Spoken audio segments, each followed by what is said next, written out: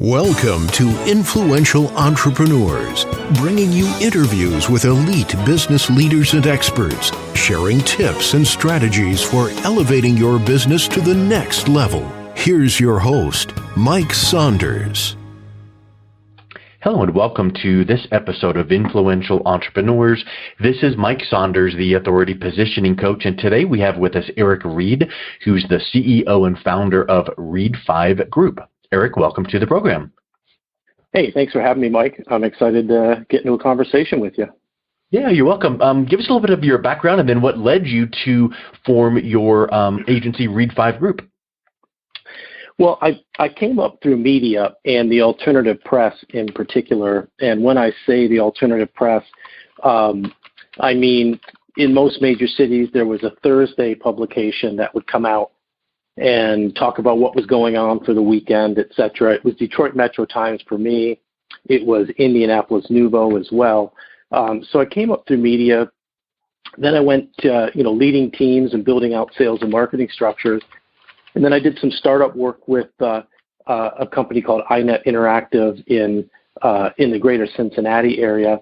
That was just e-publishing, building out website and content and lead gen around the data center space, the web hosting space, and the internet marketing space. And then I got into big media with Gannett and USA Today. In all of those positions, I've run and built sales teams, run and built marketing departments, and really observed a lot of things that I thought, could be improved upon. Some things worked well, some things didn't.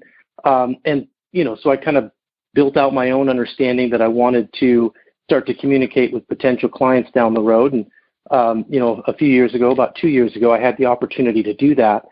I left USA Today Network and started the Reed5 Group, which is a niche agency. We specialize in entertainment, healthcare. We'll handle any type of client, but we only take on a limited amount of clients. But we have a team that's very versed in healthcare marketing, live event marketing, and really putting social and engagement type of tactics out there, if you will. And I'll add one more thing, Mike. Sure, I've also started a lot of roadblocks and hurdles with the last year dealing with so many companies having to go virtual. Well, that's absolutely right. But one thing that's interesting is about a year ago, we started a Rethink Marketing Podcast, not to be salesy, not to try to get clients, but just, to continue the conversation with what was going on in the industry, what was going on in the world, frankly, and really how that related to marketing, things that companies could do in that transition period. So, fast forward to today, as we're getting ready to open, hopefully if everything continues to go as well as it has, then maybe we've had a lot of learnings in the last year to move forward. But there were obstacles. A lot of clients in the event space absolutely shut down. And so we used that time to really be there for them, do a lot of no charge pro bono work just to keep their message out there so people knew that, they were still around and keeping them updated on when events will come back. Yeah, I think one of the biggest, I feel like the biggest mistakes that a business can make is just continue to do things the same way they've always done them, just because they don't literally have a vision for keeping things fresh, and it keeps you really behind the times. And some of the obvious ones we think of is Blockbuster versus Netflix. And as the story goes, Netflix goes, "Hey, let's partner and go digital and virtual," and they're like, "Nope." And then we see what happened to Blockbuster. What are some of the things that you see or work with your clients on to kind of keep them cutting edge? Well, so in healthcare, I'll use healthcare to start with. Healthcare is, I don't want to say outdated, but based on the business model of healthcare, referral-based, somewhat conservative from the financial backing of many health systems, et cetera, and the HIPAA restraints and so forth for some of the type of marketing tactics that you'd want to do. There's challenges as far as, status quo. And so we try to get them to think a little bit more forward thinking on a patient journey, on the needs of your patients, on engaging with them, not for coming to see us for healthcare, but to building positive experiences around the content that they would support. And I know that sounds basic. And one of the things, if people hear me talk, what they'll hear that I say quite a bit is, you can't be tuned out or turned off by the basics. I know how to do that. I know how to do that. I know you do. But the difference between mediocrity and really being successful, whether it's owning a business, whether it's running marketing campaigns, is you do have to pay respect to the basics and make sure that you're doing the day-to-day things, because that'll separate success from failure, in my opinion. Basics reminds me of the old adage, blocking and tackling. You can't get the fancy plays in football before you can really, really get good at blocking and tackling. How many times have you seen in a key clutch play that this cornerback comes to tackle the wide receiver and he just throws a shoulder and he just blows right by him? I think there's so many things in business that are that, blocking and tackling or the basics. What are some of the things that you teach your clients to do that are the basics, but then you kind of teach them how to elevate that so that it does take them to the next level without losing the nuance of sticking with the basics? So the first thing that I do as far as training the basics, if you will, we'll take a look at social right now, because I hate even using the word social, because everything we do is social outside of a print ad or something like that. But if it's out there digitally, it's tied to social. And so what I say is, let's look at your social calendar. Let's look at your social calendar. Let's look at your social schedule. Because I want to know what it looks like. And if you say, oh yeah, we're posting on Monday, Tuesday, Wednesday, anytime we get something interesting, we post it. The first thing I want to do is say, listen, you need to be very consistent with your social. I know if something comes up, you want to post it out. You want to say you have a new doc. You want to say there's a new band being announced or a new event being announced. But you've got to be disciplined and strict with consistency of a social schedule. It's important for creating an audience that way. Now, having said that, there's always going to be incremental times to put something out. So you're going to make room for that. But your social strategy can't be, I'll get to it, I'll do it after lunch. It has to be set and taken very responsibly for the power that it has to your entire overall marketing campaign. The other thing that I would often look at right away is what's called a culture clutter. Clutter culture, which most people are familiar with, would be the shows that you see on HGTV where you can't believe somebody's living in such a mess, like the hoarding shows and so forth. Yeah. The word's a little bit different. This is actually a culture clutter. We're focused so much on culture right now. It's not you can wear jeans on Friday. It's not you can be 10 minutes late to drop your child or something responsibility you have to do in the morning.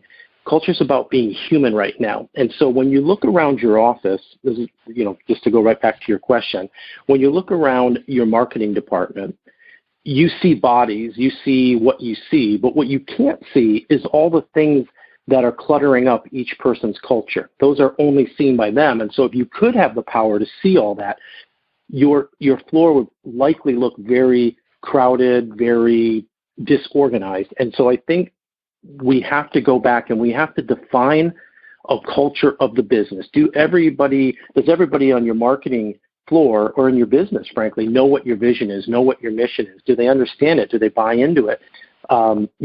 That is how you win in business, but particularly in marketing, everybody has to have, I'd say, a horse in the race or vested interest in everything that they do impacting the mission of where the business is trying to go.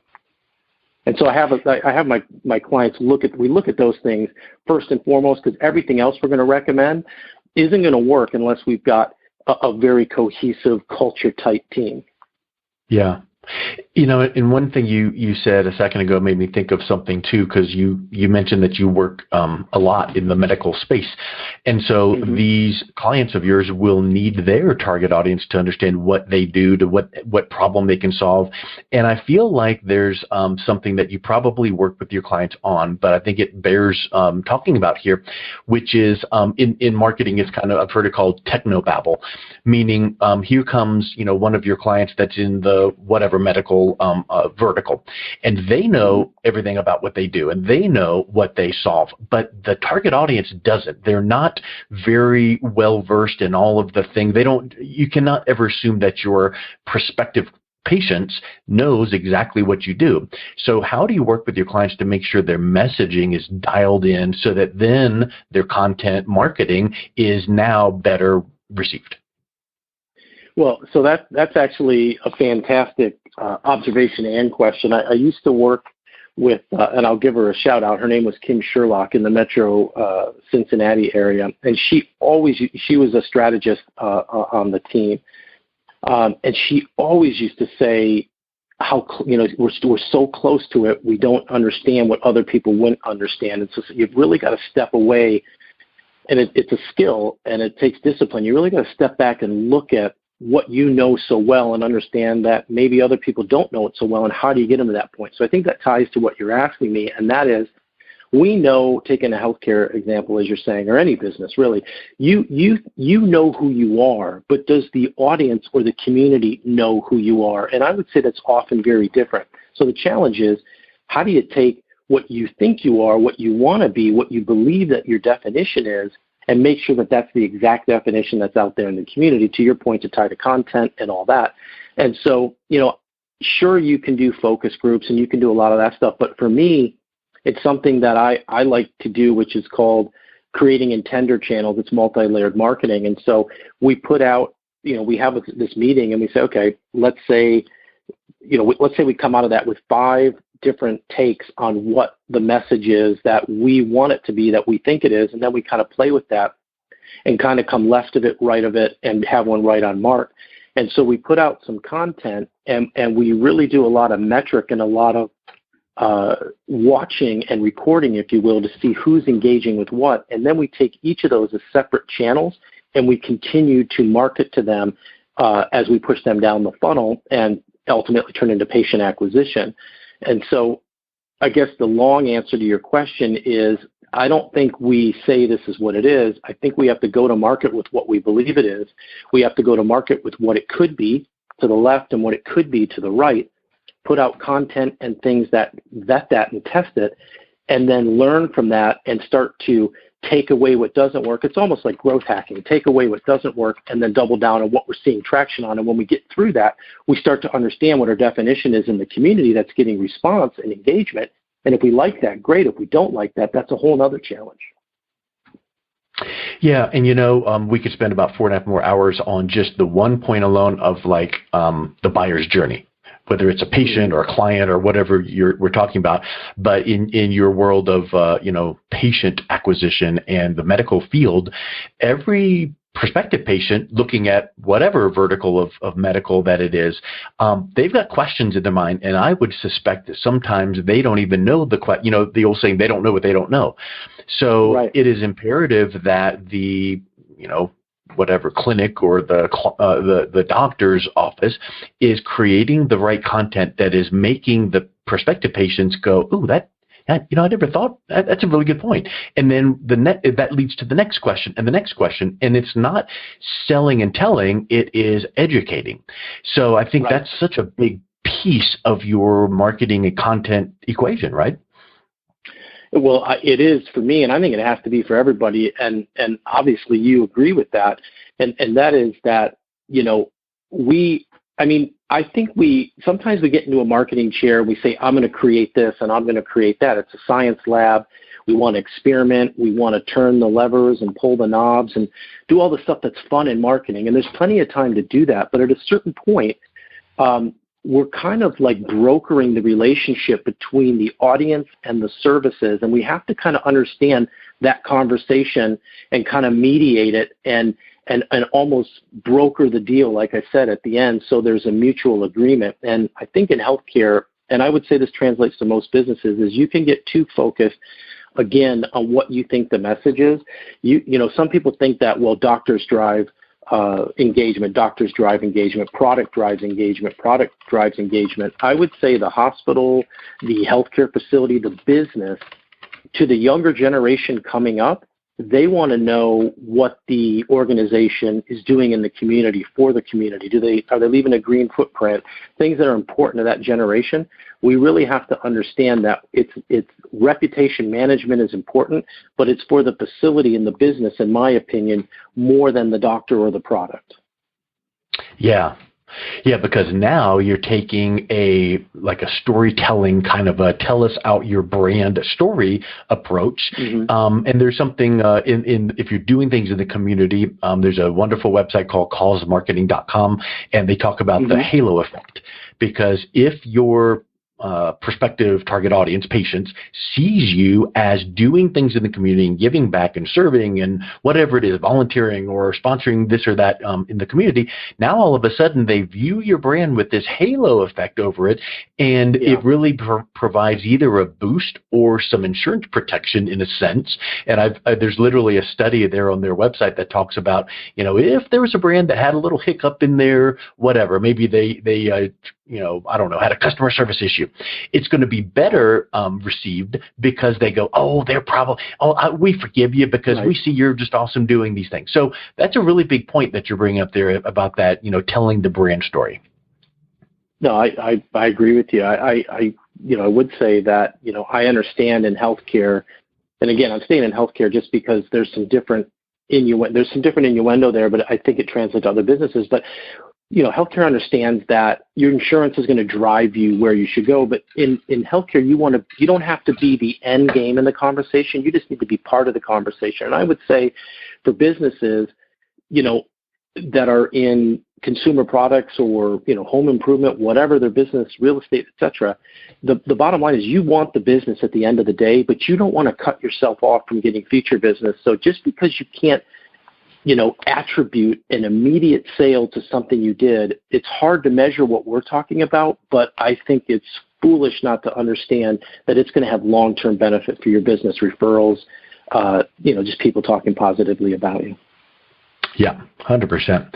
Well, Eric, it was really wonderful chatting with you. Let's wrap up with what's the best way that people could reach out, connect with you, learn more about your agency and what you do to serve your community. Sure. So for me, there's two, I'm on LinkedIn, I'm on, Twitter, et cetera, and you can find me by Eric Reed and Reed 5 Group. Those will come up. Really, I also do, like you, I do a podcast, and I started doing that about a year ago. And the name of the podcast is Take 5, the Rethink Marketing Podcast. And we just really, me and my partner get into just fun conversations around sales and marketing, and we get some interesting guests on.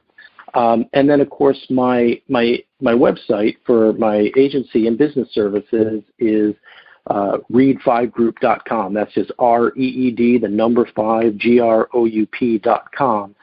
And I appreciate you letting me plug those. And I, just for anybody who might be listening, I just like to talk shop and talk marketing. So, don't feel like if you reach out to me that we've got to move forward on something. I just like having conversations with people. Excellent. Well, I just love chatting as well. It's really great talking with people who, knows the business and knows, how to serve and give value. So thanks so much for coming on today, Eric. Well, I appreciate you for having me. I really do. I really enjoyed it. Thank you. You've been listening to Influential Entrepreneurs with Mike Saunders. To learn more about the resources mentioned on today's show or listen to past episodes, visit www.influentialentrepreneursradio.com.